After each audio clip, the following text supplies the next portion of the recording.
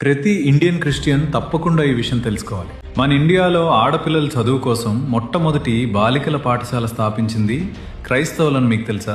Video like చేసి end వరకు చూడండి, విలువైన సమాచారం ఉంటుంది. ఇండియాకి క్రిస్టియన్ మిషనరీస్ రాకముందు వరకు ఇండియాలో ఆడపిల్లల చదువును పాపంగా భావించేవారు. ఆడపిల్ల చదువుకుంటే గర్వం పెరుగుతుందని, చెడు మార్గం పడుతుందని, ఆడపిల్లలు ఇంట్లో పనులు నేర్పు చాలని భావించేవారు. చిన్న వయసులోనే పెళ్లి చేసేయడం వల్ల ఆడపిల్లలు ఇంట్లోనే ఉండాల్సి వచ్చేది. దీనివల్ల భారత్లో స్త్రీలకు అక్షరాస్యత దాదాపు లేదు. అదే సమయంలో క్రైస్తవ మిషనరీస్ పేద ప్రజలకు గాస్పెల్ చెప్పడంతో పాటు సామాజిక నైతిక సేవలను బలంగా అందించేవారు.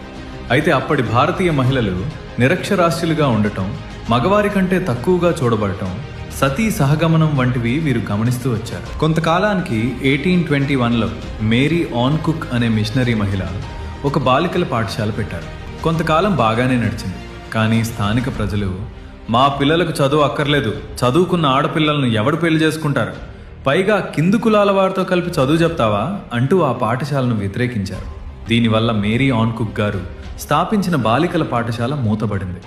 తర్వాత 1824లో అమెరికన్ మార్ది మిషన్ అనే క్రైస్తవ సంస్థ ఇంగ్లాండ్, USA చర్చెస్ నుండి ఫండ్స్ సేకరించి ముంబైలో అమెరికన్ మార్ది గర్ల్స్ స్కూల్ అనే పేరుతో బాలికల పాఠశాలను ఏర్పాటు చేసి చదువు పట్ల ఆసక్తి ఉన్న ఆడపిల్లలకు చదువు చెప్పడం ప్రారంభించారు.